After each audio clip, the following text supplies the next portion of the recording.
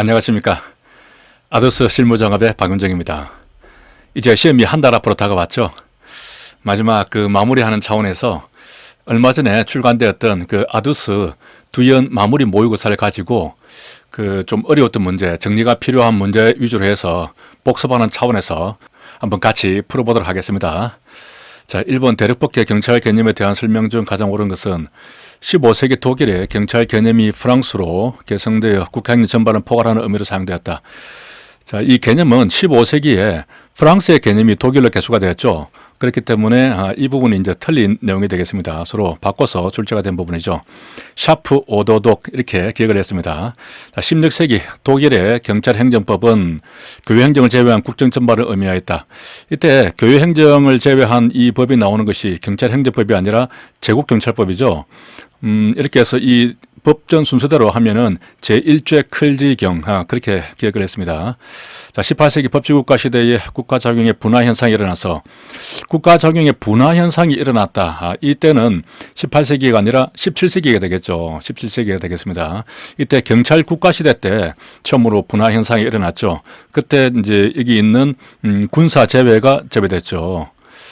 자, 1894년 제정된 우리나라의 행정경찰 장정은 프랑스의 죄와 형벌법전의 영향을 받은 일본의 행정경찰 규칙과 위경제 적결례가 혼합된 것이다. 자, 이 내용이 맞죠. 1894년도에 행정경찰 장정이 들어왔는데 이때의 일본의 행정경찰 규칙하고 위경제 적결례 이것은 우리로 치면은 지금 경범죄 처벌법하고 비슷합니다. 이러한 것들이 이제 혼합되어서 행정경찰 장정이 만들어졌는데 일본의 행정경찰 규칙은 프랑스 것입니다. 프랑스 것을 가지고 온 것이죠. 죄와 형벌법전의 영향을 받은 것이 되겠습니다. 따라서 이게 조금 헷갈릴 수 있는데 독일이 아니고 프랑스라는 부분이죠. 따라서 이 처음에 경찰 개념이 나올 때는 시대 순으로 변화에 대해서 전체적으로 잘 기억을 해야 됩니다. 한번 정리를 해보겠습니다. 먼저 중세시대 때부터 보면은 14, 15, 16세기가 되죠. 14세기에 처음으로 이제 프랑스에서 경찰의 개념에 대해서 어느 정도 정립이 되었고 이게 이제 독일로 전파가 됩니다. 그리고 16세기에 독일에서 제국경찰법이 만들어지죠. 제국경찰법. 제국경찰법이고 여기서 이제 교외 행정이 제외됩니다. 하지만 교외 행정이 제외됐지만은 전체적으로 전반적인 국가 행정 전체를 의미하는 뜻으로 폴리스란 말이 쓰여졌습니다. 프랑스어로 하면 이제 라 폴리스가 되겠죠. 그리고 17세기에 이제 경찰 국가 시대가 도래합니다. 이때 경찰 국가 시대라고 하면은 말 그대로 경찰이 엄청난 파워를 가지는 시대를 말하거든요. 하지만은 이제 그 기능들은 분화가 되었습니다. 군사 제외가 제외됐죠. 그래서 군사라든가 사법, 재정, 외교 이런 것들이 제외됐습니다. 하지만은 이제 경찰 국가 시대이기 때문에 가장 강력한 시대적으로 볼 때 가장 강력한 파워를 행사하던 시기가 되겠습니다. 이렇게 기능적으로는 분화가 되어서 그 영역은 축소가 되었지만은 경찰이 적극 행정 그러니까 내무행정만 남게 되죠. 이렇게 되면 이제 내무행정만 남게 되는데 내무행정 중에서는 이제 소극행정도 있고 적극행정도 있는데 국민의 공공복리를 위해서도 경찰이 적극적으로 개입을 하면서 강력한 파워를 행사를 했던 겁니다. 따라서 영역은 축소되었지만은 파워는 세졌다. 이렇게 볼 수가 있는 것이죠. 이제 이러한 것에 대한 반발로 18세기에 법치국가 시대가 도래를 하면서 이제 경찰은 이런 적극적인 업무는 하지 말고 소극적인 업무에만 좀 한정해라 하는 부분이 정립이 되게 되었습니다. 그러다가 이제 2차 세계대전이 되면서 2차 세계대전 이후로 비경찰화가 일어나죠. 비경찰화가 일어나고 비경찰화가 되면서 남은 것이 보안경찰만 남게 됩니다. 보안경찰만 남게 되죠. 비경찰화라는 것은 협의의 행정경찰이죠. 협의의 행정경찰이 이제 제외가 되게 되는 겁니다. 본래의 우리 경찰, 행정경찰만 남게 되는 것이죠. 그게 보안경찰이고 보안경찰은 이제 교생, 풍, 해경, 그렇죠.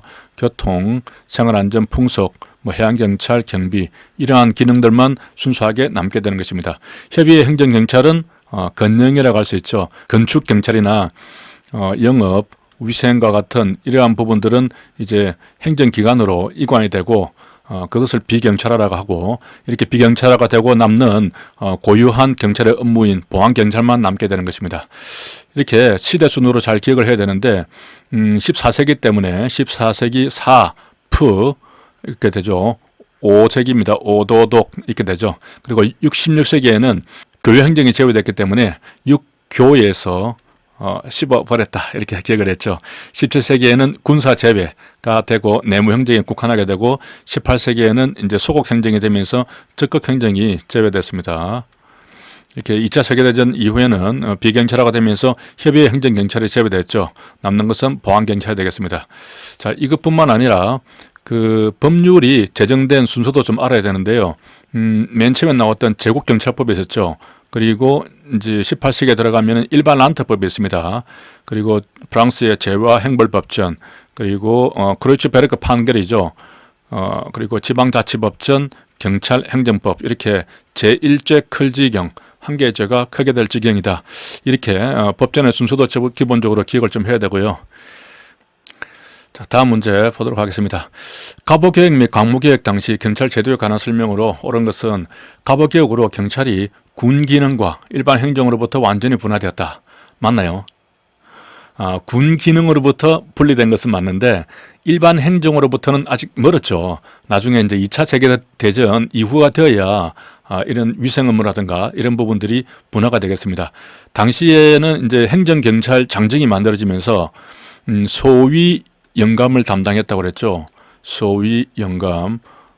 그래서 소방, 위생, 영업, 감옥 이런 업무들을 담당을 했기 때문에 상당히 그 범위가 광범위했다 이렇게 볼 수 있습니다. 군 기능으로부터 분리된 것은 당시에 포도청이 이제 좌우 포도청이 병합되어서 경무청이 만들어졌죠. 당시에 포도청은 이제 병조 소속이었거든요. 그렇기 때문에 군 기능으로부터 분리됐다. 이 부분은 맞게 되는 겁니다. 자, 광매개혁 당시인 1902년에는 중앙관청으로부터 경부가 한성, 개항, 감옥 사무를 통할하였고 이를 지휘하는 경무감독소를 두었다. 자, 뒷부분은 말이 맞죠. 이 경부가 나오면서 이렇게 감 한 개죠. 감 한 개를 통할했고 경무감독소가 있었습니다. 경부감독소가 아니죠. 경무감독소가 되겠습니다. 이런 부분은 맞는데 여기에 1902년대로가 아니고 1900년도죠. 경부가 되면서 이 경부는 그 장관급이었습니다. 우리나라 역사상에서 우리 경찰청장급이 경찰의 수장이 장관급이 된 것이 이때 그 경부 때 하고 그리고 미 군정기 때 경무부를 만든 적이 있습니다. 그때가 장관급이었죠. 장관급이 두 번 있었습니다. 이때 장관급으로 되면서 당시에는 경찰청의 수장이 이제 장관급이 되기 때문에 경부 대신이라고 불렀습니다. 그 일본식을 따라서 일본에서는 그 장관급을 대신이라고 부르거든요. 그래서 장관급이 되면서 목에 힘이 상당히 많이 들어갔겠죠. 목에 힘이 빵빵하게 들어갔다. 경부란 자체가 그 목이란 뜻도 있잖아요. 목에 힘이 빵빵하게 들어갔습니다. 그리고 이때에 담당했던 업무가 감 한 개입니다. 감, 그죠? 감, 그리고 한 개죠. 감 한 개씩 경부로 승격된 기념으로 전 직원들에게 돌렸겠죠. 당시에 이제 총순이라고 있었습니다. 총순. 총순이 지금으로 치면 총경급인데요.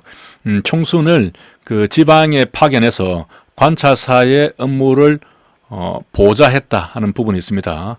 당시 총순이 이제 관찰사 업무를 보좌를 했고, 그리고 경무감독소를 두어서 이러한 감 한 개 업무를 통할을 했다. 이런 내용들이 있습니다. 당시에 그 계급을 구조를 한번 보면은 경무청에는 이제 경무사가 있었죠. 경무사. 그리고 한성부 내에 5개 지서, 지금으로 치면 경찰서라고 할 수 있습니다. 동서남북 그리고 가운데 이렇게 5개의 지서가 있었죠. 오부지서라고 합니다. 이 지서에는 계급이 이제 경무관이 있었어요. 지금도 우리 서울 시내의 큰 이 관할 경찰서는 경무관이 담당을 하죠. 그런 것하고 좀 비슷하게 생각하면 되겠습니다. 그리고 이제 총수는 있었는데, 총수는 그 주로 이제 지방에 관찰사를 보좌하기 위해서 보내줬죠. 지금으로 치면은 총경급이다 이렇게 볼 수 있고, 그 아래 계급이 이제 순검이라고 있었습니다. 나중에 이제 순검이 그 순사로 바뀌죠. 이렇게 당시에는 계급이 4개가 있었거든요. 제일 높은 계급이 경무사. 이 사람이 이제 경찰의 수장이 되겠습니다.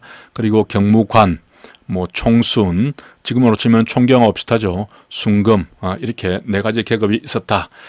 자, 그래서 경무사와 경무관을 헷갈리지 않도록 해야 합니다. 경무사가 이제 더 높은 사람이고 경무관이 그 경찰서의 지서의 장이었다. 이렇게 알면 되겠습니다.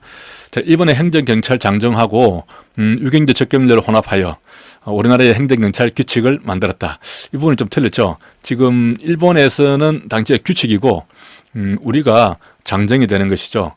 이 부분을 말이 비슷하기 때문에 서로 바꿔서 잘 내거든요.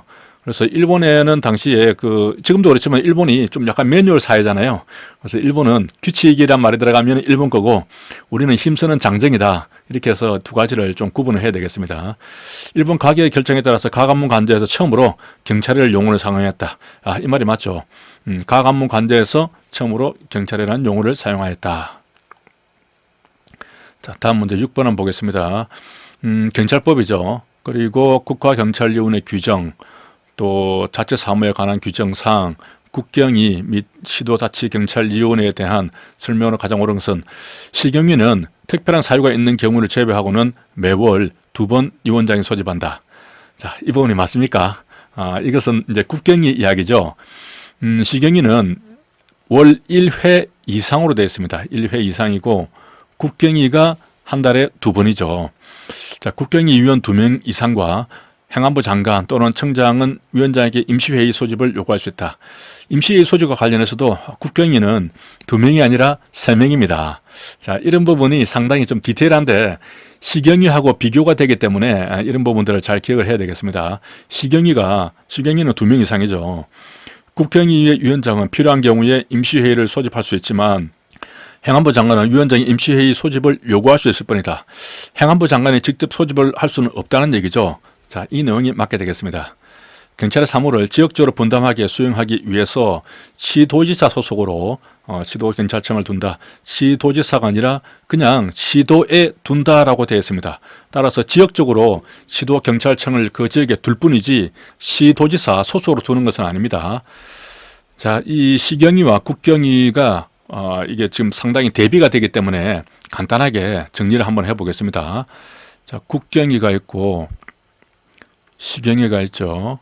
그러면은 먼저 소속을 보면은 국경위는 행정안전부 소속입니다. 행안부 소속이죠. 그리고 시경위는 시도지사 소속입니다. 그래서 법조문에 보면은 행안부에 둔다라고 되어 있습니다. 그냥 행안부에 두는 거예요. 그런데 시경위는 시도지사 소속으로 둔다라고 되어 있습니다. 이렇게 소속을 딱 이렇게 명시를 하고 있죠. 따라서 이 국경위는 뭐 행안부 장관 소속으로 둔다 하는 그런 식으로 규정되어 있지는 않아요. 그냥 행안부에 그 소속만 둘 뿐입니다. 장관 소속으로 두는 것은 아니고. 그리고 이제 인원은 둘 다 7명이죠. 7명씩 하는데 위원장은 어떻게 됩니까? 국경위는 호선하죠. 호선하고 시경위는 위원장을 시도지사가 지명합니다. 다시 말하면 임명하는 것이죠. 임명을 하고, 자, 위원은 어떻게 되어 있습니까? 여기는 상임위원이 있죠. 상임위원이 한 사람 있고, 그리고 여기서는 이제 여기도 시경위도 상임위원이 한 사람 있지만은 정무직이 누구냐고 할 때는 이 위원장하고 상임위원 두 사람이 지방자치 공무원으로 한다. 지방자치 공무원인데 이제 그 안에 내부적으로 들어가면은 또 정무직입니다. 정무직이고, 여기서는 이제 위원장이 아니라 이 상임위원 이분이 그 정무직이죠. 정무직이고 국가직 정무직이 되겠죠. 정무직이라고 하는 공무원은 이제 우리 일반적인 신분 보장이 되는 공무원하고는 조금 다릅니다. 자, 그리고 조금 더 내려서 보면요. 여기서 이제 보궐위원에 대한 부분이 있습니다. 위원 한 사람이 어떤 일로 해서 만약에 사임을 한다면 이제 보궐을 선임을 해야 되는데 보궐위원회는 국경위에서는 그 남은 임기로만 한다라고 되어 있거든요. 하지만 시경위에서는 기본적으로는 남은 임기로 하되 만약에 그 남은 임기가 1년 미만이라면은 그렇다면은 1회에 한해서 연임할 수 있다 하는 부분이 있습니다. 이 부분이 국경위하고 다른 좀 특이한 부분이죠. 기본적으로 위원들의 임기는 3년이죠. 3년이고 연임이 안 됩니다. 이 부분은 국경위나 시경위나 같습니다. 그리고 국경위에서는 결정을 하고 나면 행안부 장관이 그 제의 요구를 할 수가 있죠. 제의 요구는 며칠 내로 합니까? 10일 내로 하죠. 그래서 행안부 장관이 열리를 요구하고 그러면은 위원회에서는 7일 내로 재의결을 하도록 되어 있습니다. 일의 치이네 이렇게 기억을 할 수가 있죠. 그런데 이 시경위에서는 그 제의 요구를 할 수 있는 사람이 시도지사입니다. 시도지사가 기본적으로 제의 요구를 할 수가 있죠. 그러면 행안부 장관에 대비되는 시도청장은 할 수 있는가? 시도청장은 제의 요구를 할 수가 없습니다. 제의 요구를 할 수 있는 사람은 시도지사와 그리고 행안부 장관이 제의 요구를 할 수 있는데 행안부 장관 그리고 경찰청장도 할 수가 있죠. 경찰청장. 자, 그런데 이 시도지사는 기본적으로 할 수는 있지만은 이 행안부 장관이나 경찰청장은 조금 절차가 복잡합니다. 만약에 이 장관이나 청장이 제의 요구를 하려고 하면은 반드시 국경위를 거쳐서 제의 요구를 해야 됩니다.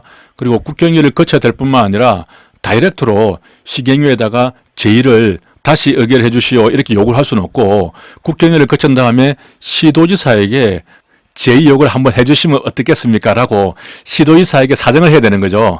다이렉트로 갈 수는 없습니다.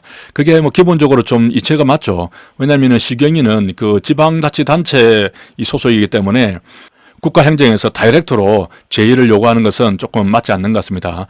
그러면 이제 이러한 절차가 조금 복잡하기 때문에 이러한 과정을 거치다 보면은 시간이 좀 많이 걸리겠죠. 그렇기 때문에 뭐 10일 내로 제의 요구해야 된다 하는 그런 규정은 없습니다.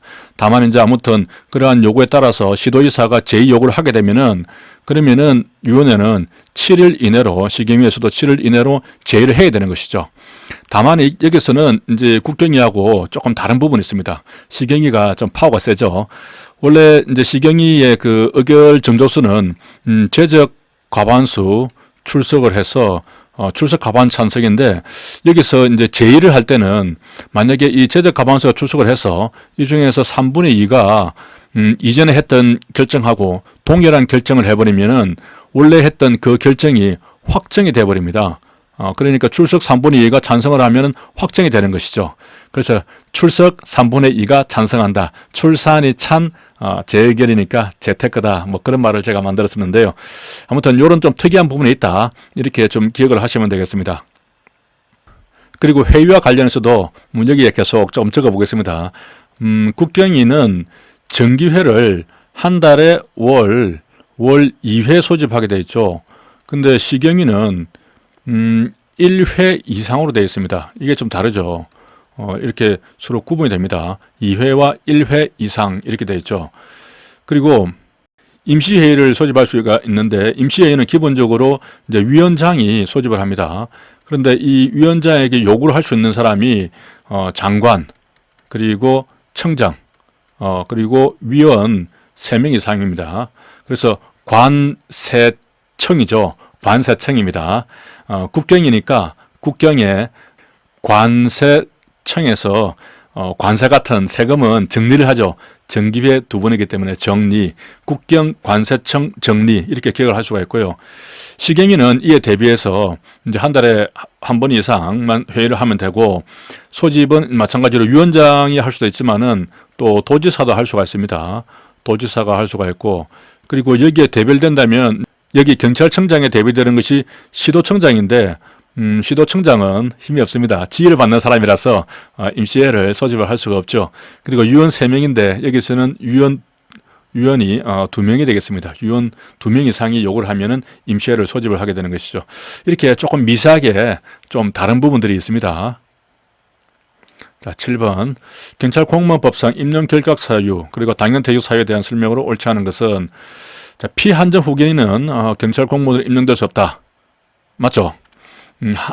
피성년 후견인뿐만 아니라 피한정 후견인도 경찰관이 될 수가 있습니다.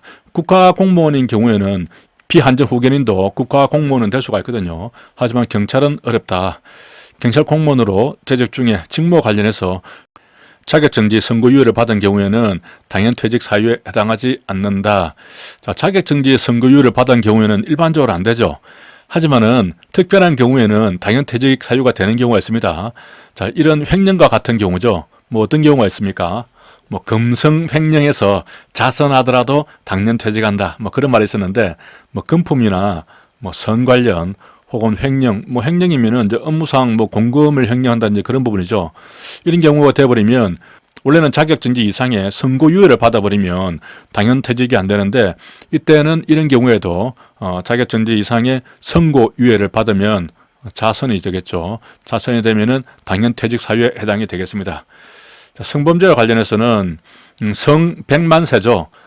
성백만세이기 때문에 100만 원 이상이면 되는데 300만 원 받았습니다. 그리고 그 형이 확진된 후 3년이 경과한 사람, 3년이 경과해버렸죠. 경과한 사람이라면은 공무원으로 임용될 수는 있겠죠. 뭐 면접에서 어렵겠지만은 법률적으로 안 되는 것은 아닙니다. 경찰 공무원이 파산 선고를 받더라도 당연히 퇴직하는 것은 아니다. 당연히 퇴직하는 것이 아니죠. 자, 이 부분이 조금 다릅니다. 공무원 임용 결격 사유로는 파산 선고를 받고 복권되지 아니한 사람은 이제 경찰 공무원으로 임용이 안 되죠.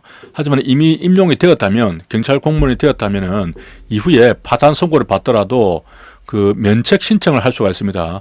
면책 신청을 만약에 하지 않았다, 혹은 했더라도 뭐 불허가 떨어졌다, 뭐 어떤 취소가 되었다, 이런 경우에 한해서 당연퇴직이 되는 것이지, 그냥 파산 선고만 받았다고 해서 당연퇴직되는 것은 아닙니다. 자, 그렇기 때문에 여기서 보면은 이 공무원의 직무상 횡령죄로 자격정지 이상의 선고유예를 받으면은 당연퇴직 사유가 된다 하는 이 부분이 틀렸는데요. 뭐 이렇게 나온 김에 전체적으로 공무원 임용 결격 사유와 또 당연퇴직 사유를 한번 정리를 해보겠습니다. 임용 결격 사유는 어떻게 기획을 했죠? 결격 사유에는 함이죠. 한복, 후파, 자선파죠. 이 글씨를 이게 컴퓨터에 쓰다 보니까 예쁘게 안 나옵니다. 그리고 공무원이죠. 공무원 03입니다. 03, 이가 성, 100만이죠. 100만 세가 되겠습니다. 이렇게 한복 뒤가 파였는데 자연스러운 선으로 파였죠. 그래서 공무원 03이가 그걸 보고 뭔가 필을 좀 받아서 성 100만세가 되겠습니다. 자, 한은 한국 국적이 아닌 사람은 안 되죠. 그래서 한국 국적이어야 됩니다. 그러니까 외국인은 안 된다는 것이죠. 국가공무원법 상으로는 외국인도 국가공무원 될 수가 있습니다. 하지만 경찰은 안 되는 것이죠. 또 복수국적자도 안 됩니다. 후견을 받는 경우, 뭐 피성년 후견인 또는 피한정 후견인, 후견 받는 경우 안 되고, 이제 파산 선고를 받았는데 복권이 안 됐다든가, 또 자격정지 이상의 어떤 선고를 받았다든지, 자격정지 이상이죠. 이상의 선고를 받았다든지, 혹은 자격정지 이상의 그 선고유예를 받았는데 그 유예 기간 중에 있다 하는 경우, 뭐 파산 선고를 받았는데 복권이 안 됐다. 그리고 공무원으로 재입 중에 0은 이제 횡령입니다. 횡령죄로 3이라면은 이제 300만 원이죠. 300만 원 이상 벌금을 받고 2년이 지나지 않은 사람입니다. 이제 이런 부분들을 좀 기억하기 어렵죠. 그리고 참 중간에 미성년이 빠졌네요. 미성년, 공무원 032가 미성년 젊어서 성 100만사죠. 미성년인 경우에, 미성년과 관련된 이제 성범죄입니다. 성범죄인데 이때는 그 집행유예를 받았다면은 집행유예 받은 것도 포함합니다. 제외가 아니죠. 포함이라고 괄호 안에 되어 있어요. 그렇기 때문에 집행유예를 받은 경우도 공무원 그 임용 결격 사유에 들어가는 것이죠. 이 미성년 성범죄는 아주 중대하기 때문에 집행유예를 받아도 포함이 된다. 그리고 일반적인 이제 성 관련 범죄인 경우에는 100만 원 이상 벌금을 받고 3년이 지나지 않은 사람 이렇게 되어 있으니까 3년이 지나면은 가능한 것이죠. 참, 그리고 위에서 보니까 파살이 2번 나왔네요. 밑에는 파살이 아니고 저도 이게 빨리 하다 보니까 파면이나 해임이죠. 두 번째 파는 파면이나 해임입니다. 국가공무원인 경우에는 파면을 받고 5년, 뭐 해임 받고 3년이면 다시 국가공무원이 될 수가 있는데, 경찰은 만약에 이전에 공무원으로 있다가 파면이라든가 해임을 받았다면은 다시는 경찰관이 될 수가 없는 것이죠. 자, 이것하고 구별해야 되는 개념이 이제 당연퇴직인데, 당연퇴직 사유를 보면은 특히 이제 위에서 아까 설명했듯이 이 파산과 관련한 부분이 있죠. 이 파산과 관련해서는 파산이 되었다고 해서 무조건 하고 당연퇴직되는 것이 아니라 면책 신청을 안 했다든가 했는데 취소가 되거나 불허가 되었다. 그런 경우만 당연퇴직이 되는 것이죠. 그리고 자격정지 이상의 선고유예를 받은 경우 있죠.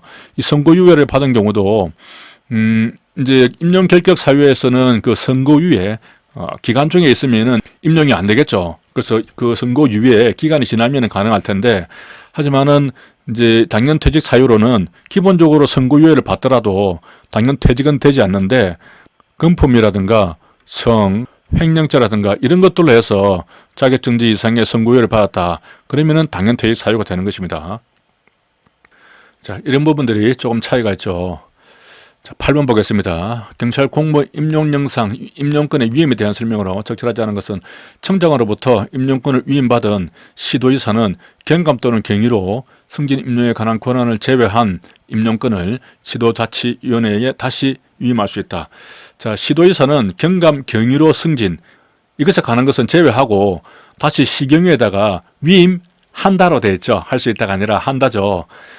경감이나 경위로 승진하는 것이니까 요것은 이제 계급장 달아두는 겁니다. 이렇게 폼 나는 것은 시도지사가 가지고 있고 나머지는 그대로 시경위에다가 위임한다 이렇게 되어 있습니다. 이 임용령상에 있어서 할 수 있다라고 되어 있는 것은 위임할 수 있다라고 되어 있는 것은 시경위가 시도청장에게 임용권을 위임할 때 그때 위임할 수 있다 하는 부분 하나 하고, 그리고 시도청장이 경찰서장에게 경감 이하의 전복권에 대해서 위임할 수 있다 하는 부분, 그 두 가지만 있고, 그리고 이제 한 가지 더 플러스를 한다면은 위에서 이렇게 쭉 위임을 했지만 경찰청장은 뭐 정원 조정이라든가 특별한 경우에 본인이 다시 임용권을 행사할 수 있다 하는 부분으로 이제 이렇게 할 수 있다가 딱 세 개가 나오거든요. 그 외에는 모두가 위임한다라고 되어 있고, 경찰 공무원법에서는 이제 기본적으로 대통령령이 정하는 바에 따라서 위임할 수 있다, 이렇게 할 수 있다로 규정이 되어 있습니다. 이제 그런 부분에 대해서 정리가 좀 돼야 되는 것이죠. 자, 시도청장은 소속 경감 이하 경찰 공무원에 대한 해당 경찰서 안에 전복권을 다시 서장에게 위임할 수 있다. 방금 제가 설명드린 부분이 나오죠. 이렇게 위임할 수 있다는 부분이 두 가지가 있는데, 시경위가 시도청장에게 위임할 수 있다는 부분, 시도청장이 서장에게 위임할 수 있다는 부분, 두 가지가 있습니다.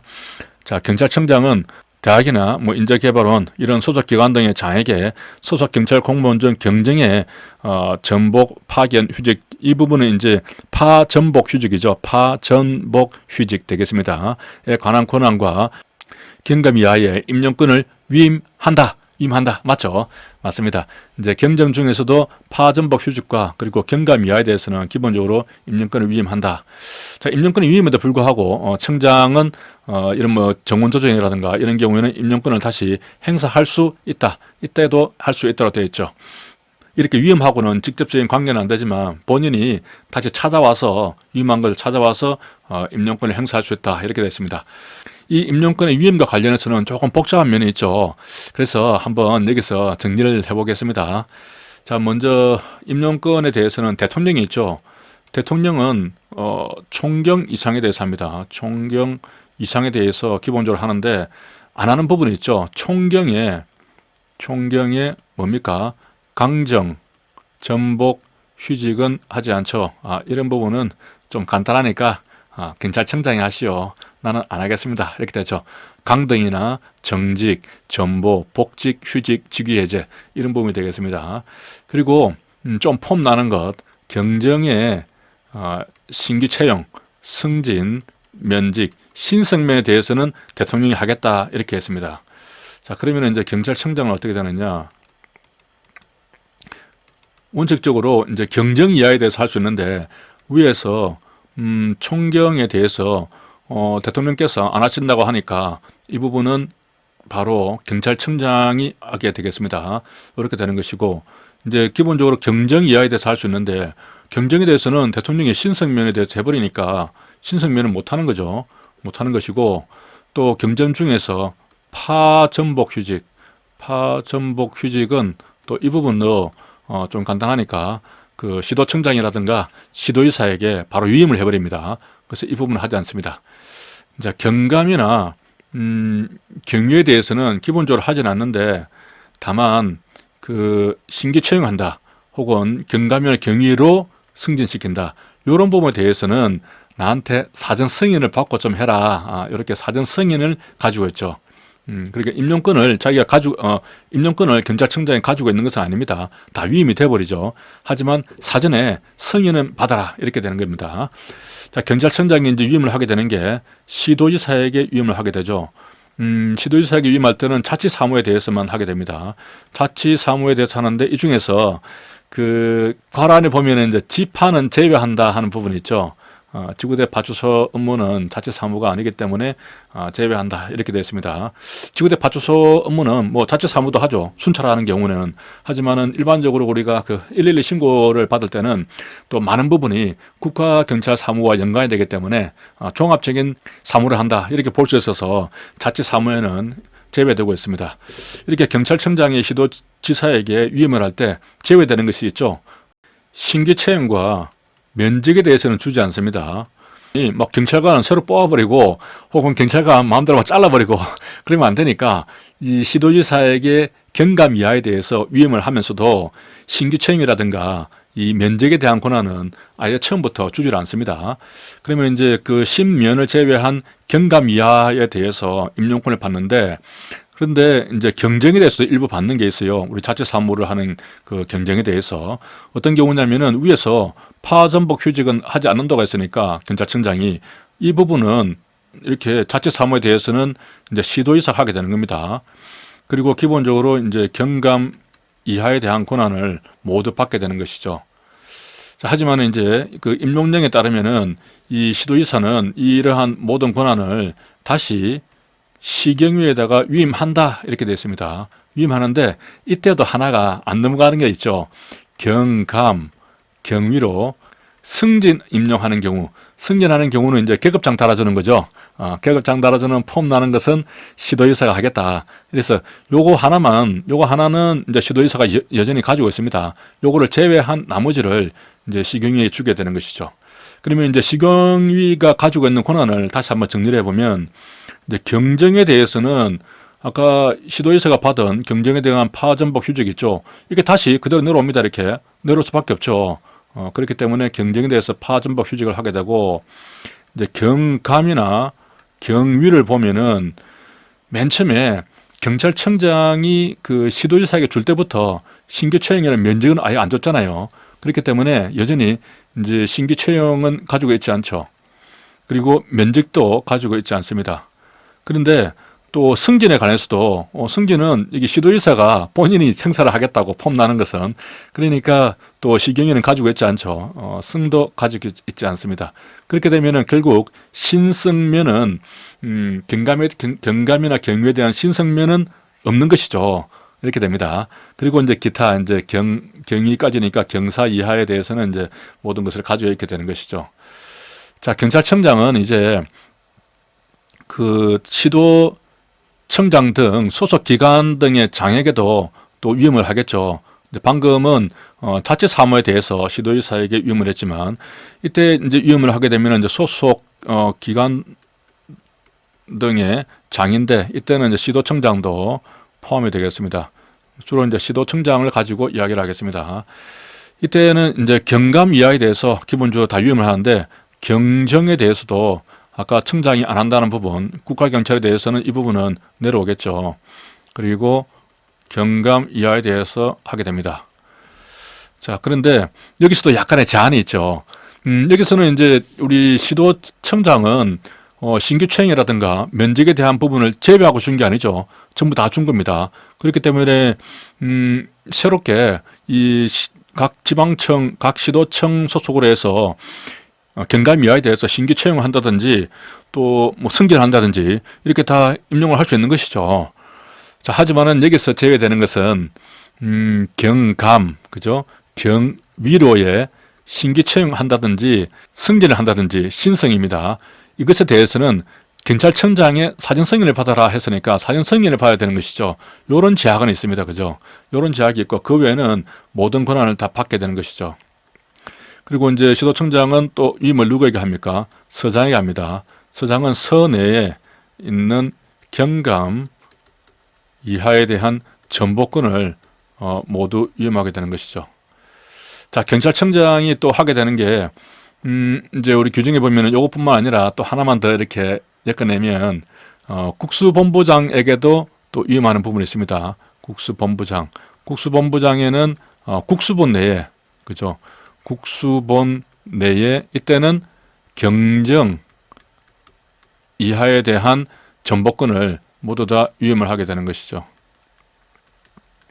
이렇게 하면 이제 전체적으로 위임에 대해서는 정리가 된 겁니다. 자, 그림을 그리듯이 이런 부분에 대해서는 한 번씩 이렇게 적어보면 오히려 더 기억이 더 잘 됩니다. 좀 힘든 것 같아도. 자, 이렇게 그 위임뿐만 아니라 추천하는 게 있어요. 추천하는 부분을 여기 좀 칸이 있으니까 정리를 해보겠습니다. 자, 어떤 경우에 추천하느냐? 추천은 어떻게 기억을 했습니까? 총수행이었죠. 총수행. 총수행에 대해서는 추천한다. 원래 총경 이상에 대해서는 그 경찰청장이 추천을 하죠. 총경 이상의 임용에 대해서는. 그리고 이제 행안부 장관이 제청을 해서 이렇게 대통령으로 올라가게 되는데, 이 중에서도 시도청장을 추천할 때는 조금 특이한 부분이 있었습니다. 시경위하고 협의를 한 이후에, 시경위와 협의를 거친 이후에 그 시도청장에 대해서는 추천을 하라 하는 부분이 있었죠. 시도청장을 추천을 한다. 자, 그리고 수는 수사부서죠. 그 전국에 있는 수사부서 내에 총경을 보직을 하려면은 누구의 추천을 받아야 됩니까? 국수본부장의 그 추천을 받아야 되죠. 칸을 짜왔어. 자, 그리고 행은 뭡니까? 행사하는 건데 누가? 시경이죠. 시경이가 그 이 위임받은 권한이 있죠. 시경이가 이렇게 위임받은 권한이 있습니다. 이런 권한을 본인이 시경위에서 직접 행사를 하려고 하면은 누구의 추천을 받아야 되는가요? 시도청장의 추천을 받아라 이렇게 됐습니다. 시도청장의 추천을 받아라. 이렇게 해서 총수행이죠. 총수행에 대해서는 추천을 받아라 이렇게 규정이 되어 있고요. 그 사전에 의견 청취가 있습니다. 미리 의견을 들어라 하는 의견 청취가 있죠. 의견 청취는 지위입니다. 지위가 뭐냐면은 지파 소장에 대해서 보직 발령을 하려면은 누구의 의견을 듣죠? 시경위입니다. 시경위의 의견을 들어서 좀 해라. 그런 의미가 있죠. 원래 이제 지파라는 게 지역별로 있고 그 업무의 절반은 그 자치경찰 사무입니다. 그 예방을 위해서 순찰하는 게 있죠. 순찰하는 업무는 자치경찰 사무거든요. 하지만 이제 112 신고의 처리에 있어서 아주 일부 그죠. 뭐 가정폭력이라든가 학교폭력 뭐 그런 실종 아동 사건이라든가 그런 부분에 대해서는 자치경찰 사무에 들어가지만은 대부분의 그 많은 112 신고가 국가경찰 사무에 들어가죠. 그렇기 때문에 지금 임용권을 위임함에 있어서도 지파는 제외한다 이렇게 되어 있었는데, 하지만 적어도 지파소장을 보직 발령할 때는 시경위에 의견을 한번 들어달라 이렇게 하는 것이죠. 이때는 추천받는 게 아니죠. 의견만 들으면 되겠습니다. 어떻다는 의견만 들으면 되는 것이고, 위는 이제 뭐죠? 위임입니다. 위임. 그러니까 이때도 이제 시경위가 나오죠. 자, 위에서 시경위가 위임권을 행사할 때는 시도청장의 추천을 받아야 되죠. 하지만 시경위가 이제 모든 것을 다 행사할 수가 없기 때문에 그 시도청장에게 일부 권한을 위임을 합니다. 위임을 할 때는 사전에 그 의견을 좀 들어달라 하는 부분인데, 누구의 의견을 듣냐면은 시도지사 또는 이제 시도청장의 의견을 들어서 그 시경위에 임용권을 위임을 한다. 위임을 한다가 아니라 위임을 할 수 있다. 이렇게 되어 있죠. 이렇게 이제 위임을 할 수 있다는 부분이 두 개가 나오는데, 시경위가 시도청장에게 위임을 할 때 위임할 수 있다. 의견을 들어서 위임할 수 있다는 부분하고, 이게 그 시도청장이, 여기 있는 시도청장이 그 서장에게 이렇게 위임할 때 이때는 위임할 수 있다. 이렇게 두 가지가 있고, 나머지는 모두 위임한다로 되어 있죠. 뭐 한 가지 더 플러스를 한다면은 경찰청장이 본인의 권한을 다시 되찾아서 행사할 때 행사할 수 있다. 이렇게 됐죠. 그건 뭐 당연합니다. 그죠? 그걸 행사한다 해버리면 안 되잖아요. 할 수 있다. 이렇게 해야죠. 이미 위임이 된 그런 부분이기 때문에. 자, 이런 식으로 해서 전체적으로 임용권의 위임과 추천, 의견 청취 이렇게만 정리가 되면은 전체적으로 이 부분은 좀 복잡하지만 문제가 없을 것 같습니다. 자, 10번 문제 보겠습니다. 공무원법 보수규정 휴직에 관한 설명으로 적절하지 않은 것은 공무상 질병, 부상으로 본인의 의사에 불구하고 휴직한 경우, 이때는 이제 직권휴직이 되겠죠. 그 기간 중에 봉급 전액을 지급한다. 자, 이렇게 공무상 질병인 경우에는 전액을 지급을 합니다. 맞겠죠. 공무상 질병, 부상이 아닌 이제 일반적인 개인적인 그런 질병이 되겠습니다. 자, 본인의 의사에 불구하고 휴직한 경우에 직권휴직이죠. 이때는 휴직기간이 1년 이하면 70%, 또 2년 이하인 경우에는 50%를 지급한다. 맞죠? 이제 이 봉급에 관한 부분이 이번에 그 공제실무종합에 새롭게 들어왔습니다. 제 위에 1의 경우에 있어서 공무원 재해보상법에 따른 요양급여 지급 대상인 부상, 질병 이런 휴직 기간은 3년으로 하되, 이 말은 이제 1항이 공상이니까 공상에는 3년을 한다는 말이죠. 그리고 대통령령으로 정한 바에 따라서 1년의 법면에서 연장할 수 있다. 요게 1년이 아니고 이번에 국가공무원법이 개정이 되면서 2년이 됐죠. 3+2가 됐습니다. 자, 조부모나 손자녀의 돌봄 휴직이 새로 만들어졌습니다. 본인 외에 돌볼 사람이 없는 등 대통령령 등으로 정하는 요건을 갖춘 경우를 한정한다. 자, 일반적인 경우는 돌봄 휴직에 이런 규정은 없는데 이제 손자를 보는 겁니다. 그리고 이제 할아버지 할머니를 모시는 거죠. 이런 경우는 이제 한 그 계층을 뛰어넘죠.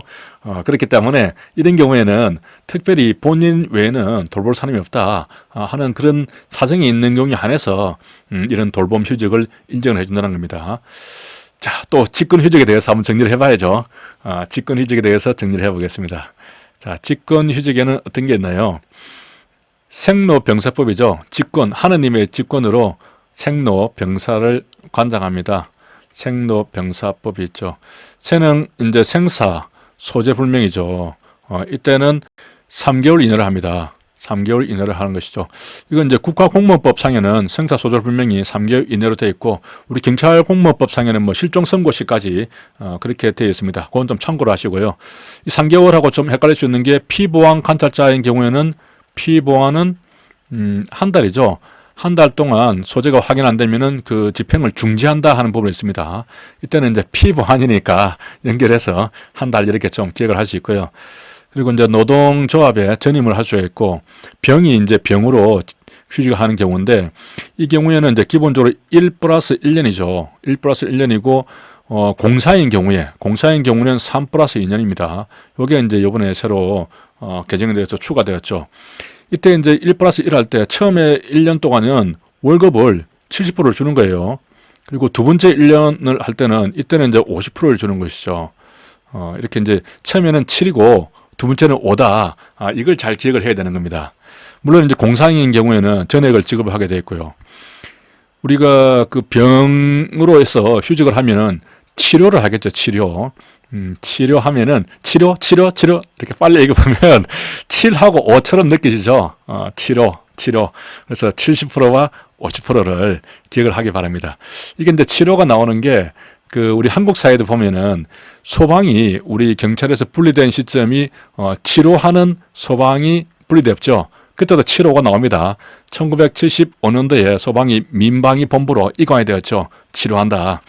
여기서도 치료하니까 70%, 50% 이렇게 기억을 하면 되겠습니다. 이게 이제 나중에 직위해제 사유에 가면은 그 고공단에 있어서 일반 공무원의 적격 심사를 요청할 때 그때는 또 70%에서 40%가 있어요. 그런 부분하고 헷갈릴 수 있습니다. 우선 요거 정리를 해놓고 그것도 같이 한번 보도록 하겠습니다. 사는 이제 뭐 사병으로 가는 경우죠. 군복무 하는 경우, 뭐 장교로 갈 수도 있겠습니다만은 군복무 하는 경우, 법률상에 업무가 있는 경우, 이런 경우가 이제 직권휴직 사유죠. 그래서 아플 때는 이 아픈 게 본인이 아프면은 직권휴직입니다. 본인이 아프면 직권휴직이고 가족들이 아파서 돌봐줘야 한다. 그러면은 이제 그때는 의원휴직으로 가는 거죠.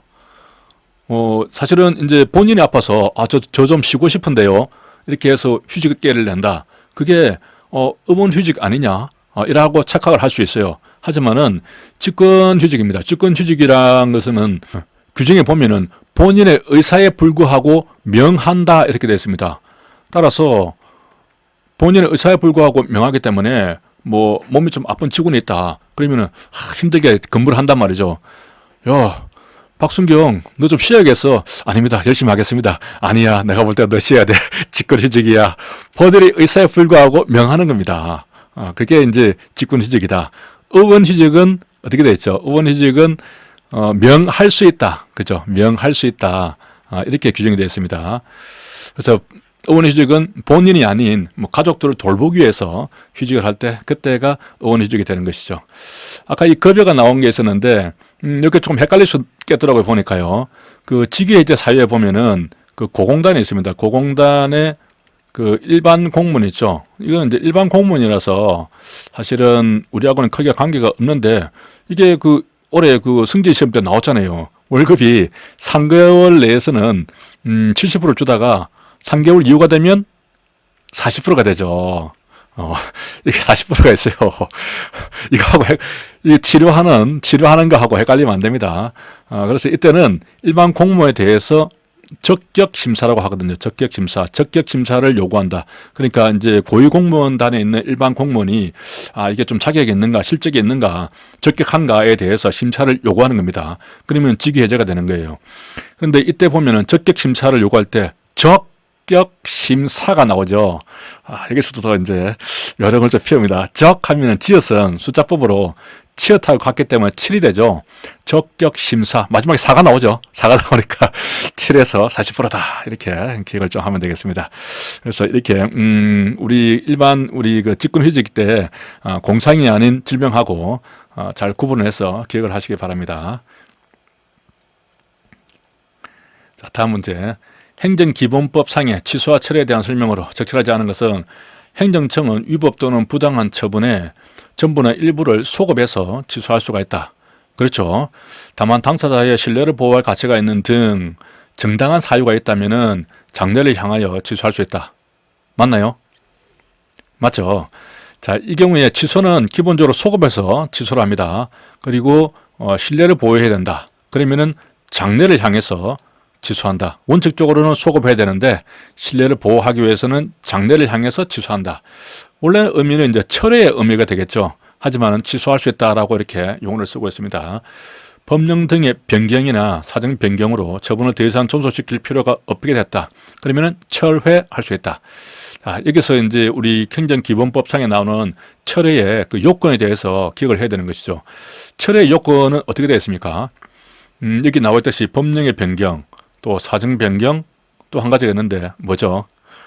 잘 기억이 안 나죠?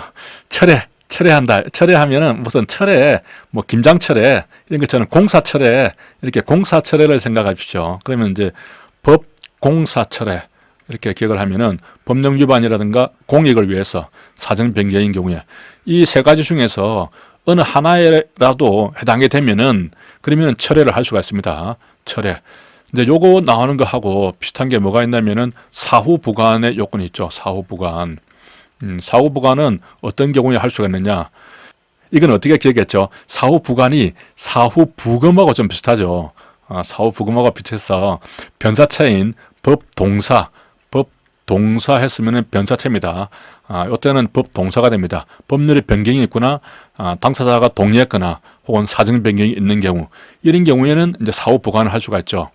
따라서 이 철회 공사철회하고 사후 부관인 법동사하고 혼돈하지 않도록 기억을 하면 되겠습니다. 자, 취소와 철회는 위법하거나 부당한 처분의 효력을 소멸시킨다는 점에서 동일하다. 자, 이 말은 틀렸죠. 철회는 아닙니다. 취소를 하는 것은 그 위법하거나 부당한 경우에 취소를 하는 것이고 철회는 적법한 것이죠. 적법하지만 위에서 나왔듯이 법률이 어떻게 변경이 되어버렸어요. 혹은 뭐 중대한 공익을 위해서 또 사정 변경 사유가 생겨서 장래를 향해서만 더 이상 하지 않는다는 거죠. 적법한 거에 대해서. 하지만 취소는 뭔가 잘못됐기 때문에 소급해서 취소를 하는 겁니다. 그래서 이 이제 취소와 무효, 철에 대해서는 그 방향이 중요한데요. 만약에 이제 이때의 어떤 처분이 있었어요. 처분이 있었는데 이 시점에서 딱 보니까 처분 저거 잘못됐네. 적법하게 된 줄 알았는데 잘못됐다. 위법이다. 부당하다. 그러면 이제 취소를 하겠죠. 취소는 소급해서 소멸한다고 해서 이렇게 뒤로 갑니다. 뒤로 가면서 이렇게 소멸시키는 거죠. 그런데 이 중간에 누군가가 이를 믿은 제3자가 있을 수 있겠죠. 그래서 제3자의 어떤 신뢰를 보호해야 한다면은 이제 그때는 할 수 없이 앞으로 가야 된다. 앞으로 장래를 향해서 취소할 수 있다. 이렇게 되는 것이고 무효는 처음부터 효력이 없다. 이렇게 되거든요. 그러니까 취소는 좀 가벼운 위법이고 무효는 중대 명백설이거든요. 아주 중대하고 또 명백한 어떤 위법이 있다면은 그때는 이제 무효로 봅니다. 무효는 처음부터 없던 것으로 보기 때문에 방향이 이 방향이 됩니다. 취소는 소급해서 거꾸로 가면서 이렇게 소멸을 시키다가 이를 믿은 제3자의 신뢰를 보호하기 위해서 갈 수 없다면은 다시 앞으로 가야 되는 상황이 되지만은 무효는 처음부터 이렇게 쭉 오기 때문에 뭐 이를 믿은 제3자가 있든 말든 그런 건 상관 안 합니다. 그냥 모든 것을 다 소멸시켜버리는 거죠. 아주 강력한 것이죠. 왜냐하면은 중대하고 명백하기 때문에 그렇습니다. 무효는. 여기에 이제 철회가 있죠. 철회는 적법한 것에 대해서 항상 장래를 향해서만 앞으로만 갑니다. 장래를 향해서만. 이제 철회는 위에서 봤듯이 뭐 법률 변경이라든가 공익을 위해서 혹은 뭐 사전 변경이 있는 경우에 적법하지만 장래를 향해서만 소멸시키는 것이죠. 이렇게 취소와 무효 철회가 이 소멸되는 방향이 이렇게 다릅니다. 이런 다른 부분에 대해서 기본적으로 개념을 가지면 훨씬 더 좀 이해하기 쉽겠죠. 당사자가 처분의 위법성을 알고 있었던 경우에는 취소로 인해서 당사자가 입게 될 불이익과 취소로 달성되는 공익을 비교 형량하지 아니할 수 있다. 자, 이 말은 맞죠. 자, 이 취소를 할 때, 아까 취소가 이제 이 뒤로 가는 거잖아요. 이렇게 뒤로 가는데, 뒤로 가다가 보니까 아무리 이 처분이 위법하다고 하더라도, 처음에는 다 이게 적법한 것처럼 보이잖아요. 그렇기 때문에 이 믿은 사람이 있는 겁니다. 그래서, 이 믿은 사람에 대해서 이제 취소를 함에 있어서 비교 형량을 해야 되는 거예요. 위법한 것을 똑바로 잡는 것도 중요하지만은 그렇게 위법한 것을 취소함으로 해서 상대편에게는 엄청난 불이익이 생긴다면, 예를 들어서 이걸 믿고 뭐 한 10억, 20억을 투자를 했단 말이죠. 근데 행정기관에서 갑자기 이거 잘못됐네. 취소하겠어. 이렇게 했는데 나는 10억, 20억 투자했는데 그럼 내 손해는 그러면 어떻게 되는 겁니까? 이럴 수가 있잖아요. 그죠? 그러니까 취소로 달성되는 공익과 한 개인 혹은 뭐 몇 사람이 있게 되는 그 불이익을 서로 비교 형량해서 상대편에게 주는 불이익이 너무나 크다면 취소를 못하고 이제 장래를 향해서만 취소하게 되는 것이죠. 이렇게 비교 형량을 해야 되는데 이때 이제 행정기본법에 보면은 비교 형량 아니할 수 있는 경우가 규정이 되어 있습니다. 그죠? 어떤 경우에 거짓, 뭐 부정한 방법으로 이렇게 한 경우, 또 그리고 이러한 행정청이 처음부터 이렇게 처분할 때 저거 잘못됐는데 하고 그러한 위법하다는 위법성을 이 사람은 알고 있었던 거예요. 알고 있었거나 혹은 알 수 있었던 경우, 충분히 알 수 있었다라고 보는 경우, 이런 경우에는 이제 기본적으로 이 취소를 함에 있어서 이를 믿은 삼자에 대한 신뢰를 보호하겠다는 거거든요. 기본적으로 신뢰를 보호하려고 하는 것인데 자기는 그걸 자기가 거짓말을 했으니까 또 부정한 방법을 했으니까 이미 이거 잘못되면은 취소될지도 모르겠다 하는 생각을 갖고 있었겠죠. 그리고 위법성을 알고 있었다. 취소가 될지도 모르겠는데 이런 생각을 갖고 있었기 때문에 이런 사람에 대해서는 이제 신뢰를 보호할 필요가 없는 거죠. 그렇기 때문에 비교 형량 아니할 수 있다, 할 필요가 없다, 이렇게 규정이 되어 있습니다.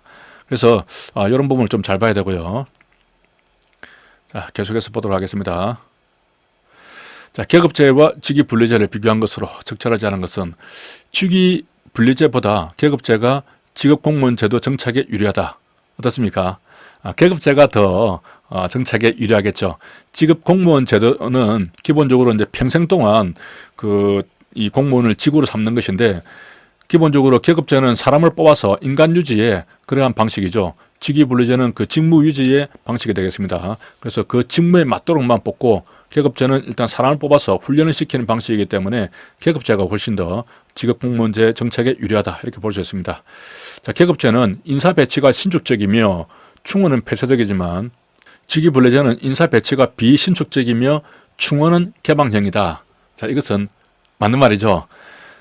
계급제는 그 내부적으로 움직이기 때문에 A 자리가 비면 B 자리를 뽑아서 바로 갖다 두면 됩니다. 그래서 인사 배치가 신축적이라고 할 수 있죠. 충원은 이제 내부에서 왔다 갔다 하기 때문에 폐쇄형이고, 직위분리제는 반대형으로 A 자리가 비었다고 하더라도 B 자리에 있는 사람을 옮기려고 하면은 일정한 자격이라든가 여러 가지 요건을 갖춰야 하기 때문에 마음대로 쉽게 옮길 수가 없습니다. 그래서 비신축적이다, 이럴 수 있고, 그래서 그 자리에 보충을 하기 위해서는 외부에서 충원하는 개방형이 되죠. 계급제는 직위분리제에 비해서 계급의 수가 많다. 자, 이 부분이 조금 헷갈릴 수 있어요. 어떤 거냐면은 우리 그 계급제를 보면은 우리 경찰이 11개 계급인데 그러면 계급이 상당히 많은 거 아니냐. 그러면 직업 분류제에 비해서 계급 수가 많다. 그러니까 이게 맞다라고 이렇게 생각을 할 수가 있어요. 근데 그게 아니죠. 자, 직위 분류제 비교를 해보면 직위 분류제는 어떠냐 하면은 여기는 각 그 업무별로 직무 분석이 되어 있고 다 이렇게 각각이 독립되어 있습니다. 분리되어 있죠. 그런데 이 안에서 이제 어떤 계급이 나눠지는 것이죠. 뭐 충령공 A, 보통 또 지금 초임자, 뭐 A, B, C 이렇게 나눠질 수 있고 이에 따라서 급여가 달라지죠. 또 다른 업무를 하면 이에 따라서 또 급여도 달라집니다. 여기에도 마찬가지로 A, B, C가 있을 수가 있고 뭐 이런 식으로 나누다 보면은 이게 엄청나게 복잡한 거예요. 직위분류제는 상당히 복잡합니다. 근데 계급제는 그냥 이렇게 계급만 나눠져 있죠. 따지고 보면은 되게 단순한 것이죠. 그래서 계급제가 직위분류제에 비해서 계급의 수가 적다 이렇게 표현을 하는 겁니다. 근데 어떤 이제 보통 일반적으로 계급제는 항상 그 직위분류제하고 비교를 하기 때문에 여기에 들어가는 이 말이 생략이 될 수가 있어요. 그냥 계급제는 계급의 수가 적다 이렇게만 또 나오는 수가 있어요. 지문이. 그러면은 가운데에 직위분류제에 비해서라는 말이 숨어 있다라고 생각을 해야 합니다. 그래야 이제 이게 전체적으로 이해가 되고 맞는 말이 되는 것이죠. 자, 보수제도는 직위분류제에서 보다 합리적인 기준을 제시한다. 그렇겠죠. 각 업무별로 또 각 등급별로 이렇게 나누어서 주기 때문에 직위분류제가 훨씬 더 합리적인 기준을 제시한다. 이렇게 볼 수 있습니다. 자, 20번 부정청탁법이죠. 적절한 것은 공공기관의 범위에 사립학교법에 따른 일반 사립학교도 포함이 되고 또 언론사도 포함이 되죠. 공직자 등은 부정청탁을 받은 모든 경우에 소속기관장의 서면으로 신고를 해야 된다. 자, 모든 경우가 아니겠죠. 모든 경우가 아니고 일반적으로 부정청탁을 받으면 어떻게 됩니까? 처음에는 선생님 이러시면 안 됩니다. 그래서 이거 부정청탁입니다. 이렇게 부정청탁이라는 것을 알리고 거절 의사만 명확하게 하면 되죠. 부정청탁임을 알리고 거절 의사를 명확하게 하면 된다. 처음에는. 근데 이게 반복이 될 때 그때 이제 서면으로 신고를 한다. 이렇게 되어 있습니다.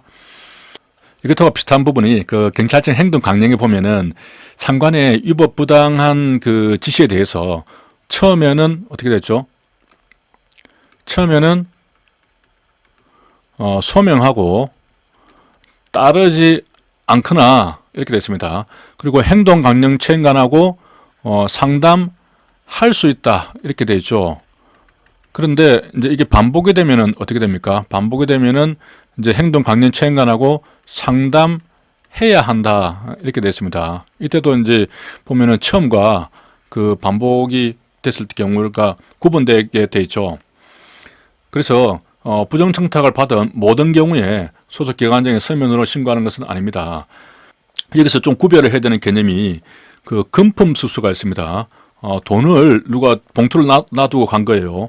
금품수수 두고 갔거나 혹은 뭐 약속을 했다. 돈 주겠다라고. 이 금품수수에 대해서는 이러한 경우에는 금품을 받거나 약속을 받게 되면은 뭐 선생님 이러시면 안 됩니다. 가져가세요. 이렇게 해서는 안 되고 우리 규정상의 법상에 보면은 바로 지체 없이 소속 기관장에게 바로 신고를 하도록 되어 있습니다. 다르죠. 일반적인 부정청탁에 대해서는 처음과 그리고 반복이 됐을 때 이렇게 구분하게 되어 있는데 돈이 왔다 갔다 해버리면 돈을 가지고 와버리면 그때는 처음에는 뭐 이렇게 부정청탁임을 알리고 거절 의사를 명확해야 한다. 그런 부분이 안 들어가 있어요. 그냥 돈 가져왔으면은 바로 지체 없이 신고를 하라. 이렇게 되어 있습니다. 우리 경찰청 행동학령에도 이 비슷한 게 있는데 만약에 정당이라든가 그죠 정치인이 어떤 외압을 행사하는 경우에 뭐 부정청탁을 한다든지 외압을 행사하는 경우에 이때는 뭐 여기처럼 뭐 소명하고 따르지 않는다 이런 게 아니라 이런 경우에도 지체 없이 바로 기관장에게 신고하거나 행동 강령 체인관하고 상담을 해야 하는 것이죠. 이때도 이제 바로 하도록 되어 있습니다. 자, 동법에서 금지되는 부정청탁의 대상이 되는 업무는 한정되어 있죠. 14개 업무에 한정되어 있습니다. 맞는 말이고 사적거래는 항상 관할을 잘 봐야 됩니다. 정년은 어떻게 됩니까? 제외하겠죠. 지읒입니다. 자, 사적 거래로 인한 채무의 이행 등 정당한 권한에 의해서 제공되는 금품은 정당한 권한이 있으니까 내가 돈을 빌려주고 갚는 돈을 받는 겁니다. 그런 것처럼 정당한 권한이 있는 경우에는 금품수수 금지 예외에 당연히 해당하겠죠. 근데 이 가로 안이 중요합니다. 하지만은 정예는 제외되어야, 그러니까 예외가 되어야 신고하게 되는 것이죠. 그렇기 때문에 여기서는 정예는 제외한다, 이렇게 돼야 합니다. 지어져야 되는 것이죠. 나중에 이제 경찰청 행동 강령에 가면은 뭐 특별한 경우에 직무상 거래 행위에 대해서 신고하는 부분이 있는데 그 부분에서는 무상은 포함한다 하는 부분이 있습니다. 끝에는 무상은 포함하고 정예는 제외한다, 이렇게 좀 기억을 할 수 있겠죠. 자, 계속해서 보면 22번 경비업법에 규정된 집단면허 현장에 대한 설명을 옳은 것은, 경비업자는 집단면허 현장에 경비원을 배치할 때는 경비 지도사를 선임을 해서 그 장소에 대통령령으로 정하는 바에 따라서 경비원을 지도 감독하게 해야 한다. 자, 이게 맞습니까? 자, 이 부분이 틀렸죠. 제가 이제 제 그 아토스 책에 보면 종합편에 나오는 부분인데요. 공제 책에도 뭐 이런 부분이 이제 문제로 되어 있죠. 그게 종합편을 보면은 어떻게 되어 있냐면은 우리 실무 종합에서 대통령령으로 이렇게 위임하는 것이 아니고, 그러니까 법률에서 대통령령이 아닌 행안부령이라든가 이렇게 부령으로 바로 위임한 것들을 따로 좀 모아서 별도로 좀 기억을 하자. 그렇게 정리된 게 있습니다. 두 문자가 항복지였죠. 항복지, 집단, 항복지에서 집단 귀화해서 사는 겁니다. 이런 경우는 법률에서 그 불행에 바로 위임을 했습니다. 그 항공기 탑승 거절 그 사유에 대해서 국토교통부령으로 위임을 했죠. 그리고 복제에 관해서 우리 제복에 대해서 행안부령으로 위임이 되어 있고, 또 집화 설치 기준이죠. 설치 기준에 보면은 우리 직제 그 시행규칙에 들어가 있습니다. 설치 기준. 여기서 나오는 이제 집단이죠. 집단면허 현장에서 경비원을 배치할 때는 경비 지도사를 선임하고 행안부령이 정하는 바에 따라서 이렇게 지도 감독하도록 되어 있습니다. 그리고 귀는 이제 귀화의 요건입니다. 귀화할 때 그 품행 단정의 요건은 법무부령으로 이렇게 위임이 되어 있고, 화는 이제 화약 그 운반할 때죠. 화약 운반할 때 그 출발지에서 1시간 전에 그 지역을 출발지로 관할하는 경찰서장에게 행안부령이 정하는 바에 따라서 그 신고를 하도록 되어 있습니다. 운반할 때는 출발지의 경찰서장에게 이렇게 신고하도록 되어 있는데, 하지만은 그 신고 안 해도 되는 경우 그 대통령령으로 정하는 수량 이하를 운반할 때는 그러하지 아니하다 되어 있습니다. 그래서 처음에는 행안부령으로 정하는 바에 따라서 서장에게 신고를 해야 되는데 대통령령으로 정하는 수량 이하에 대해서는 신고할 필요가 없다. 뭐 그렇게 규정이 되어 있죠. 생은 이제 생체 정보죠. 생체 정보도 출입국 갈 때 외국인이 제공을 해야 되는데 법무부령으로 정하는 방법에 따라서 제공을 하게 되겠습니다. 이렇게 항복지, 전쟁 프로가 되었죠. 항복지에서 집단 귀화생으로 기억을 할 수가 있겠습니다. 자, 경비업자는 도급을 의뢰받은 경비 업무가 위법 부당하다. 그러면 이를 거부해야 한다. 이렇게 됐습니다. 할 수 있다가 아니라 뭐 위법 부당하니까 거부해야겠죠. 100명 이상의 사람이 모이는 국제 행사장도 민원 현장에 포함되죠. 행정 대집행에 따라서 대집행 한정 소림 집단 민원 현장에 포함된다. 자, 이 부분이 맞겠죠. 그래서 이 공제 책에도 보면은 집단 면허 현장이 어떤 현장이냐 하는 부분이 좀 문제로 나와 있는데 이게 좀 기억하기 어렵죠. 그래서 이것들을 다시 한번 정리를 하면은 도시죠. 도시 주부 100명이 대노한 현장이 집단 면허 현장이다. 이렇게 기억을 좀 했습니다. 뭐 도시 정비 사업이라든가, 그죠? 도시 정비 사업. 주는 이제 뭐 주주총회에 관련해서 어떤 분쟁이 있다든가, 부는 이제 부동산 등과 관련해서 어떤 뭐 법적인 다툼이 있다든가, 그리고 100명 이상이 모이는 뭐 국제 행사장 같은 행사장을 말합니다.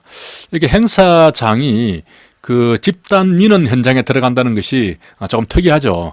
일종의 이제 혼잡 경비라고 볼 수 있는데, 아무튼 100명 이상이 모이는 행사장도 집단 민원 현장에 포함이 된다 하는 부분이 좀 특이하니까 기억을 해야 되고요. 그리고 이제 대집행하는 장소, 노동쟁의가 있는 그런 장소가 되겠죠. 자, 이렇게 해서 도시 주부, 도시에 있는 주부들이 100명이 대노한 현장이 집단 민원 현장이다. 이렇게 좀 기억을 할 수 있고, 자, 여기서는 뭐 100명이 나왔습니다만은, 곁들여서 보면은 우리 공연법에 보면은 1000명 이상짜리가 있죠. 1000명 이상이, 그러니까 공연장 외에서 1000명 이상이 모일 때는 14일 전에 그 재해 대처 계획을 시도지사에게 신고를 해야 한다 하는 부분이 있고, 그리고 변경할 때는 7일 전까지 그 변경 신고를 해야 된다 하는 부분이 있습니다. 이때는 이제 14일이 나오죠. 이런 부분 좀 여기 어렵습니다. 그래서 뭐 이 공연장 외에서 하니까 뭐 공설 운동장 같은 데서가 되겠죠. 그런 데서 1000명이 모여서 어떤 뭐 노래 같은 거라든가 이렇게 관람을 하다가 잘못하면 열사병에 걸릴 수가 있죠. 일사병에 걸릴 수 있습니다. 그래서 14일 전에는 그러한 부분을 신고를 해야 된다 하는 부분이 있고요. 자, 청포동 화약류의 안전관리에 관한 법률 잘못된 것은 청포동의 제조업자는 허가받은 날부터 1년 이내에 허가감정의 검사를 받아야죠. 그리고 부득이하면 1년 더 연장을 할 수 있습니다. 이걸 이제 완성검사라고 하죠. 완성검사는 1+1입니다. 자, 금고 이상의 실형을 선고받고 집행이 끝나거나 집행이 받지 아니하기로 확정이 됐다. 3년 이렇게 지났으면은 제조업 허가를 받을 수 없다. 자, 이 부분이 그 총포도금법이 관련해서 시험에는 자주 나오진 않는데 아무튼 암기를 해야 되니까 이게 참 암기하기가 어렵게 되어 있습니다. 그래서 뭐 암기 때문에 한번 정리를 해보면은 이게 총기와 관련해서는 그 제조 결격 사유와 소지 결격 사유가 있죠. 그래서 제조할 때는 총 만드는 사람이 실세라고 했습니다. 실세고 총 소지하죠. 총 소지하고 밖에 나가서 밖에 나가서 집세 벌어오소 이렇게 됐죠. 집세 벌어오소니까 5가 되겠습니다. 집세니까 3이 되죠. 그래서 총포도금 화약류법으로 집행유예를 받고 3년이죠. 그리고 벌금을 받았다면 5년이 지나야 됩니다. 5년이 지나지 않았으면 결격 사유가 되는 것이죠. 이렇게 두 가지만 우리 공제책에 나오고, 제조인 경우에는 실형을 받고 3년이 지나야 됩니다. 3년이 지나지 않았으면 결격 사유가 되는 것이죠. 그러니까 제조가 실세다. 총도가 나가서 총 소지하고 집세가 되겠습니다. 집세 벌어오소. 이 경우는 총포도금 화약류법에 의해서 이러한 처벌을 받을 경우를 말하는 것이죠. 자, 그래서 이게 3년이 지나지 않으면 받을 수 없다. 이 말이 이제 맞는 말이 되는 것이죠. 이 법 위반해서 총포도금법입니다. 금고 이상의 형의 집행유예를 받고 5년이 지나지 않았다. 그리고 벌금형을 받고 3년이 지나지 않았다. 자, 이 부분은 이제 바꿔서 냈죠. 그러니까 총 집세니까 이게 3년이 되고 집세 벌금이니까 벌어오소가 됩니다. 5년이 되는 것이죠. 자, 화약류를 발파 연소 하려는 자는 행안부령, 이때 이제 행안부령이 나오죠. 정한 바에 따라서 사용 장소를 관할하는 서장의 화약류 사용 허가를 받아야 한다. 그러니까 운반을 할 때는 그 출발지의 관할 서장에게 1시간 전에 신고를 하면 되죠. 근데 사용을 할 때는 사용하는 그 장소에서, 그죠? 화약을 폭발을 시켜야 되니까 그 장소의 서장의 허가를 받아야겠죠. 이때도 이제 행안부령이 되겠습니다. 그래서 항복지 집단 귀하생할 때 화가 여기까지 영향이 있는 것이죠. 자, 이렇게 정리가 되겠습니다.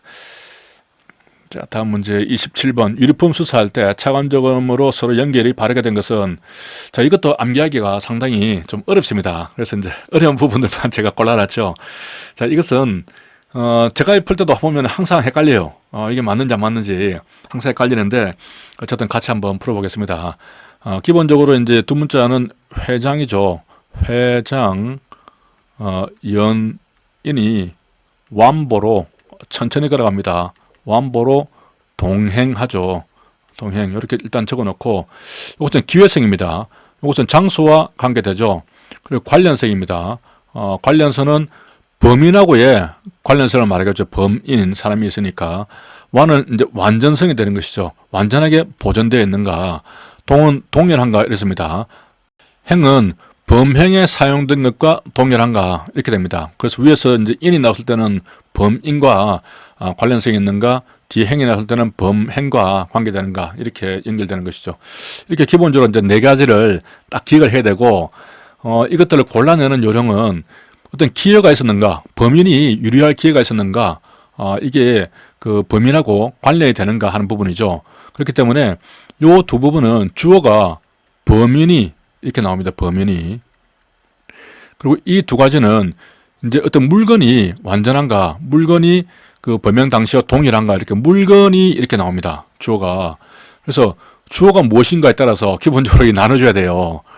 이렇게 나눈 다음에, 그리고 또 하나 본다면은 이 완전성과 관련해서는 그때 상태로 지금까지 그대로 보존되고 있는가. 그래서 그때 상태로 완전한 게 보존되었는가. 이런 뭐 할 때 이런 말이 들어갑니다.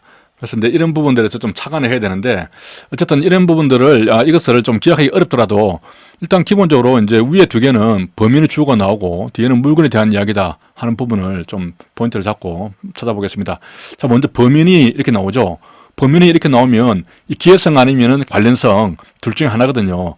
범인 시각에 근접을 해서 현장 및 그 부근에 있었을 것. 이것은 이제 어떤 관련성보다는 그때에 충분히 갈 수 있었겠다 하는 기회성과 가깝다고 봐야죠. 이 부분은 이제 기회성이 되겠죠. 기억이 되겠습니다. 자, 유류품이 이렇게 나오면은, 유류품은 이제 위에 거 볼 필요가 없죠.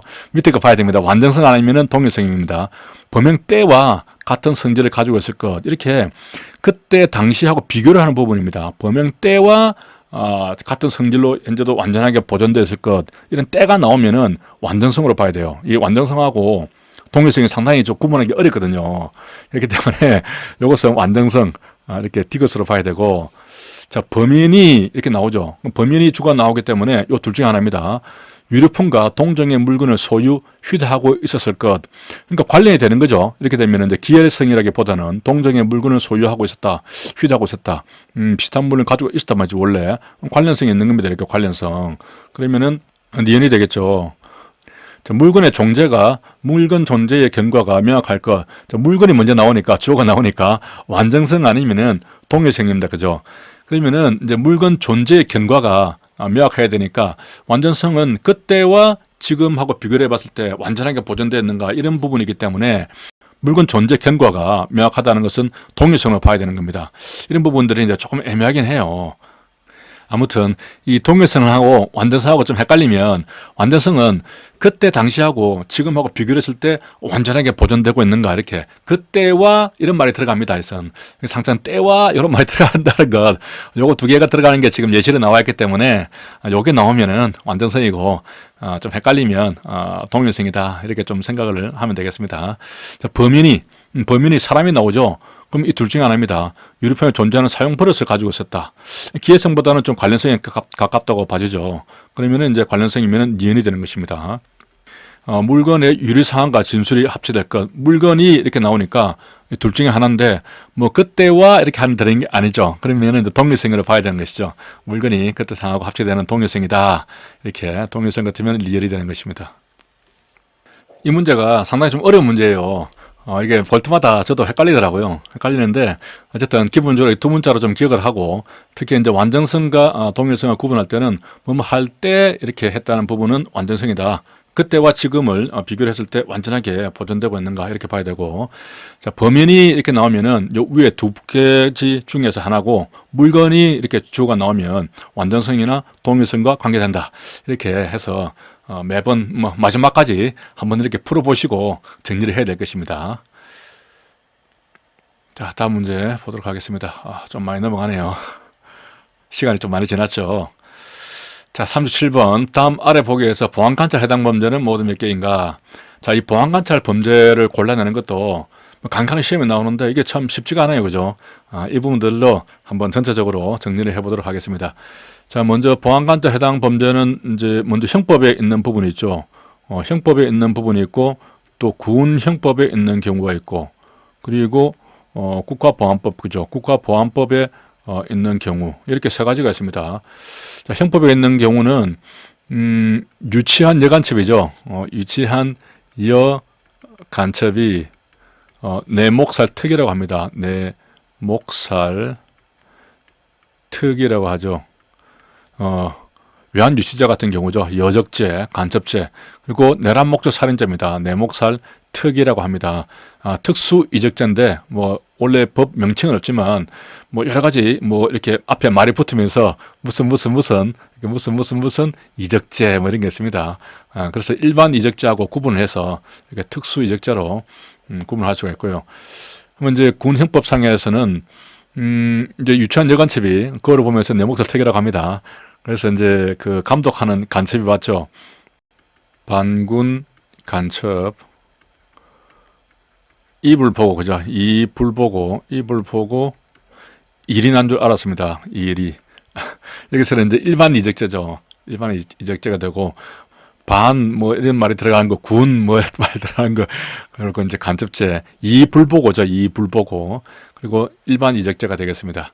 자, 국법법에서는 이제 이 난파된 여간첩과 남한의 그 목자가 연애를 한 것이 뭐 발각이 됐으니까 목자가 잠수하는 게 무기입니다. 목자 잠수 무기. 목적 수행죄, 뭐 자진 지원죄, 잠입 탈출죄, 금품 수수죄죠. 그리고 무기 등 편의 제공죄가 되겠습니다. 무기가 나오면 이제 무기 등 편의 제공죄죠. 이렇게 목자 잠수 무기 이렇게 되어 있는데 이게 뭐 이런 종류가 있고 기본적으로 이제 너무 많기 때문에 아닌 것도 함께 알아두는 것이 좋죠. 그래서 형법에 있어서는 내 일이 전시라고 생각하지 마. 그렇죠. 내 일이 전시라고 생각하지 마.